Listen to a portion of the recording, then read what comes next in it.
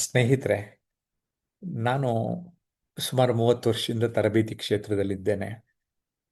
ಸಾಮಾಜಿಕ ಕ್ಷೇತ್ರದಲ್ಲಿ 40 ವರ್ಷಗಳಿಂದ ಸಕ್ರಿಯನಾಗಿದ್ದೇನೆ.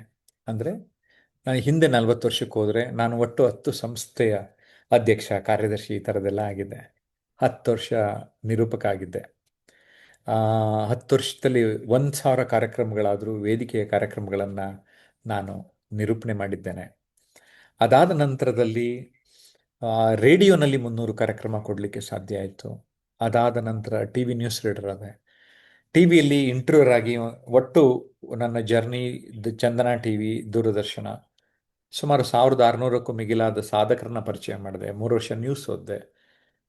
ಎಲ್ಲ ಸಂದರ್ಭದಲ್ಲಿ ಬೇರೆ ಬೇರೆಯವರು ಭೇಟಿಯಾದರು.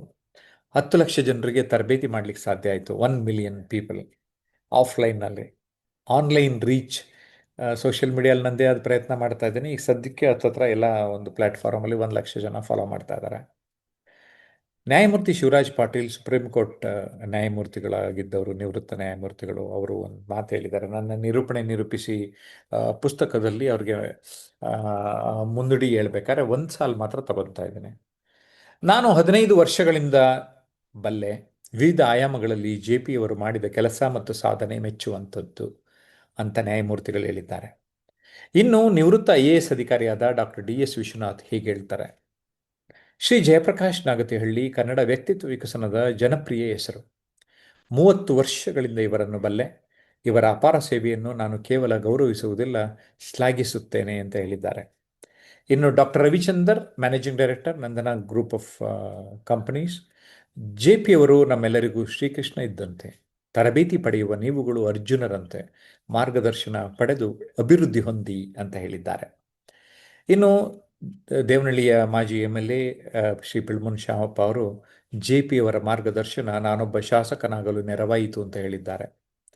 ಇನ್ನು ಕುಲಪತಿಗಳಾಗಿದ್ದ ಪ್ರೊಫೆಸರ್ ನಿರಂಜನ ವಾನಳ್ಳಿಯವರು ಜಡಭರತರ ವ್ಯಕ್ತಿತ್ವ ಬದಲಿಸಬಲ್ಲ ಕ್ರಿಯಾಶೀಲ ವ್ಯಕ್ತಿ ನಮ್ಮ JP ಅಂತ ಹೇಳಿದ್ದಾರೆ. ನಾನು ವಿತ್ ಹ್ಯುಮಿಲಿಟಿ ಹೇಳ್ತಾ ಇದ್ದೇನೆ. ನನ್ನ ಬಗ್ಗೆ ನನಗೆ ಹೇಳ್ಕೊಳ್ಳೋಕ್ಕೊಂದು ಸ್ವಲ್ಪ ಸಂಕೋಚ. ಆದರೆ ನಾನು ಹೇಳ್ಕೊಳ್ಳಿಲ್ಲ ಅಂದರೆ ನಿಮಗೆ ಗೊತ್ತಾಗೋದಿಲ್ವಾ, ಅದಕ್ಕೋಸ್ಕರ ಹೇಳ್ತಾ ಇದ್ದೇನೆ. ಪ್ರಸಿದ್ಧ ನಿರೂಪಕ ಆದ ಶ್ರೀ ಹರೀಶ್ ನಾಗರಾಜ್ ನನ್ನನ್ನು ಗ್ರೂಮ್ ಮಾಡಿರುವ ಪ್ರಪ್ರಥಮ ವ್ಯಕ್ತಿ ಜಯಪ್ರಕಾಶ್ ನಾಗ್ತಿಹಳ್ಳಿ ಅಂತ ಹೇಳ್ತಾರೆ. ಇನ್ನು ಡಾಕ್ಟರ್ ಗುರುರಾಜ್ ಕರ್ಜಗಿ ಶಿಕ್ಷಣ ತಜ್ಞರು ವ್ಯಕ್ತಿತ್ವ ಪರಿವರ್ತನೆ ಈ ಒಂದು ಕೃತಿಯಲ್ಲಿ ನನಗೆ ಮುನ್ನುಡಿ ಬರೀಬೇಕಾದ್ರೆ ಈ ಸಾಲುಗಳನ್ನು ಬಳಸಿದ್ದಾರೆ. ವ್ಯಕ್ತಿತ್ವವನ್ನು ಬೆಳೆಸುವ ಕಲೆಯಲ್ಲಿ ಖ್ಯಾತರಾದವರು ಆತ್ಮೀಯರಾದ ಜಯಪ್ರಕಾಶ್ ನಾಗ್ತಿಹಳ್ಳಿ ಅವರು. ಅನೇಕ ವರ್ಷಗಳಿಂದ ವ್ಯಕ್ತಿತ್ವ ವಿಕಸನ ತರಬೇತಿ ಶಿಬಿರಗಳನ್ನು ಯಶಸ್ವಿಯಾಗಿ ಮಾಡುತ್ತಾ ಬಂದಿದ್ದಾರೆ. ಅವರ ಮಾತು ಬರಹ ಎಲ್ಲವೂ ಚೆನ್ನ ಅಂತ ಹೇಳಿದ್ದಾರೆ. ಇನ್ನು ಡಾಕ್ಟರ್ ಭರತ್ಚಂದ್ರ ಅಂತಾರಾಷ್ಟ್ರೀಯ ಖ್ಯಾತಿಯ ತರಬೇತುದಾರರು ಹೇಳಿರುವ ಮಾತನ್ನು ಕೂಡ ನಾನು ತಮ್ಮ ಜೊತೆ ಹಂಚಿಕೊಳ್ಳೋಕೆ ಇಷ್ಟಪಡ್ತೇನೆ. ಜಯಪ್ರಕಾಶ್ ನಾಗತಿಹಳ್ಳಿಯವರು ಕೋಟಿಗೊಬ್ಬ ಕನ್ನಡ ತಾಯಿಯ ಸುಪುತ್ರರು. ವ್ಯಕ್ತಿತ್ವ ವಿಕಸನದ 10 ಹಲವಾರು ಆಯಾಮಗಳನ್ನು ತಮ್ಮ ಶಿಬಿರಾರ್ಥಿಗಳಿಗೆ ಉಣಬಡಿಸಿದ ಅಪೂರ್ವ ವ್ಯಕ್ತಿ ಎಂದರೆ ಅತಿಶಯೋಕ್ತಿ ಆಗಲಾರದು. ಸ್ನೇಹಿತರೆ, ಐ ಆಮ್ ಆನರ್ಡ್. ದೊಡ್ಡ ದೊಡ್ಡ ವ್ಯಕ್ತಿಗಳು ಹೇಳಿರೋದು. ಇನ್ನು ನಮ್ಮ ಆನ್ಲೈನ್ ಸ್ಟೂಡೆಂಟ್ ನವೀನ್ ನನಗೆ ಆಧುನಿಕ ಬುದ್ಧ ಅಂತ ಹೇಳಿದ್ದಾರೆ. ಡಾಕ್ಟರ್ ರವಿಚಂದ್ರ ಶ್ರೀಕೃಷ್ಣ ಅಂತ ಹೇಳಿದ್ರು. ತರಬೇತಿ ಕ್ಷೇತ್ರದ ರಾಜ್ಕುಮಾರ್ ಅಂದ್ಬಿಟ್ಟು ಒಬ್ಬ ವ್ಯಕ್ತಿ, ಮಾಗಡಿಯ PDO ಒಬ್ಬರು ಹೇಳಿದ್ರು. ಕೆಲವರು ನನ್ನನ್ನು ಸ್ವಾಮಿ ವಿವೇಕಾನಂದರಿಗೆ ಹೋಲಿಸಿದ್ದಾರೆ, ಡಾಕ್ಟರ್ ಅಬ್ದುಲ್ ಕಲಾಂಗೆ ಹೋಲಿಸಿದ್ದಾರೆ, ಸಮಾಜ ಸುಧಾರಕ ಬಸವಣ್ಣನವರಿಗೆ ಕೂಡ ಹೋಲಿಸಿದ್ದಾರೆ. ಇನ್ನು ಪ್ರಪಂಚದ ಪ್ರಸಿದ್ಧ ತರಬೇತುದಾರರಿಗೆ ಕೆಲವರು ಹೋಲಿಸಿದ್ದಾರೆ. Dale Carnegie, Anthony robin, Stephen ಕೋವಿ ಮಾಡ್ತಾ ಇರೋ ಕೆಲಸನ ಕರ್ನಾಟಕದಲ್ಲಿ ನಮ್ಮ ಜಯಪ್ರಕಾಶ್ ನಾಗ್ತಿಹಳ್ಳಿ ಮಾಡ್ತಾ ಇದ್ದಾರೆ ಅಂತ ಹೇಳಿದ್ದಾರೆ. ಇನ್ನು ಕೆಲವರು ಪುಸ್ತಕ ಓದೋರು ಎಂಡಮೂರಿ ವೀರೇಂದ್ರನಾಥ್ ತೆಲುಗಿನಲ್ಲಿ ಕೆಲಸ ಮಾಡಿದಾಗೆ ಕನ್ನಡದಲ್ಲಿ ಈ ಪುಸ್ತಕಗಳನ್ನು ಜಯಪ್ರಕಾಶ್ ಮಾಡಿದ್ದಾರೆ, ಮಾಡ್ತಾ ಇದ್ದಾರೆ ಅನ್ನುವ ಮಾತುಗಳನ್ನು ಆಡಿದ್ದಾರೆ. ನನಗಿನ್ನೇನು ಅನ್ನಿಸ್ಬೇಕು. ಅಷ್ಟೇ ಅಲ್ಲ, ಕೆಲವರು ಜಯಪ್ರಕಾಶನ್ನು ನೋಡಿದ್ರೆ ನನಗೆ ದೇವರೇ ಬಂದು ಹೇಳ್ದಂಗೆ ಅನ್ನಿಸ್ತು.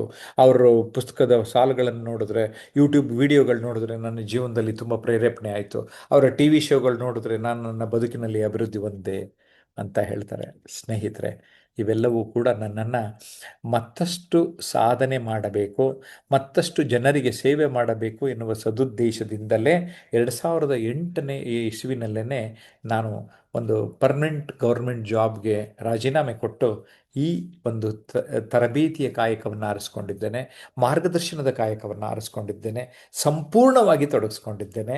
ಹಾಗಾಗಿಯೇ ನಾನು ನಿರಂತರವಾಗಿ ಪುಸ್ತಕಗಳನ್ನು ಬರೀಲಿಕ್ಕೆ, ವಿಡಿಯೋಗಳನ್ನು ಮಾಡಲಿಕ್ಕೆ ಸಾಧ್ಯ ಆಗ್ತಾ ಇರೋದು. ಆ, ಆ, ನನ್ನ ಒಂದು ಈ ಒಂದು ಭಾವನೆ ನಿಮಗೇನನ್ನಿಸ್ತು? ನಾನು ಖಂಡಿತ ಅಹಂನಿಂದ ಇಷ್ಟು ಮಾತನಾಡಿಲ್ಲ, ಅಭಿಮಾನದಿಂದ. ಇಂಥ ಎಷ್ಟೊಂದು ಜನರು ಪ್ರೀತಿಯನ್ನು ನನಗೆ ಕೊಟ್ಟಿದ್ದಾರೆ, ಅದರಲ್ಲಿ ಕೆಲವ್ರ ಬಗ್ಗೆ ಮಾತ್ರ ಮಾತಾಡಿದ್ದೇನೆ. ನನ್ನ ಬಳಿ ಬಂದವರು ಒಬ್ಬರು ಗಿನ್ನಿಸ್ ರೆಕಾರ್ಡ್ ಮಾಡಿದ್ರು, ಒಬ್ಬರು IAS ಆದರು, ಒಂದಿಬ್ಬರು MLAಗಳಾದರು, ಒಂದು 20-25 ಜನ ಎಂಟ್ರಪ್ರಿನರ್ಸ್ ಆದರು, ಟಿ ವಿ ಹೋಸ್ಟ್ಗಳು ಕೆಲವರಾದರು, ಸಾಧಕರು ಅಟ್ಲೀಸ್ಟ್ 1,000 ಜನನಾರು ಆಗಿದ್ದಾರೆ ಈ 10 ಲಕ್ಷ ಜನರಲ್ಲಿ. ನನ್ನ ಬದುಕನ್ನು ಈಗಾಗಲೇ ಒಂದು ರೀತಿ ಸಾರ್ಥಕತೆಯನ್ನು ಮಾಡ್ಕೊಂಡಿದ್ದೇನೆ, ಬಟ್ ಮುಂದೇನೂ ಮಾಡ್ಕೊಳ್ಳೋಕೆ ಹೊರಟಿದ್ದೇನೆ.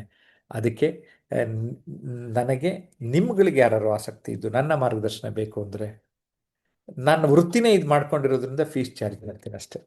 So I hope you have understood why I am charging, because I am a professional ಆಗಿ ನಿಮಗೆ ಗೈಡ್ ಮಾಡಬೇಕು. ಆಮೇಲೆ ಇನ್ನೊಂದು ಫ್ರೀಯಾಗಿ ಹೇಳಿದ್ರೆ ಅದಕ್ಕೆ ವ್ಯಾಲ್ಯೂ ಇಲ್ಲ. ನಾನು ಎಷ್ಟೋ ಜನಕ್ಕೆ ಮುಂಚೆ ಹೇಳ್ತಾ ಇದ್ದೆ, ಅದನ್ನು ಸೀರಿಯಸ್ ಆಗಿ ತಗೋತಾ ಇಲ್ಲ. ಈಗ ಫೀಸ್ ತೊಗೊಂಡು ಹೇಳಿದಾಗ ಅದ್ರ ವ್ಯಾಲ್ಯೂ ಅವ್ರಿಗೆ ಅರ್ಥ ಆಗ್ತಾ ಇದೆ. ನಿಮ್ಗೆ ಅರ್ಥ ಆಯಿತು ಅಂತ ನಾನು ಭಾವಿಸ್ತೇನೆ. ಹೇಗೆ ಅನ್ನಿಸ್ತು ದಯಮಾಡಿ ಕಾಮೆಂಟ್ ಮಾಡಿ.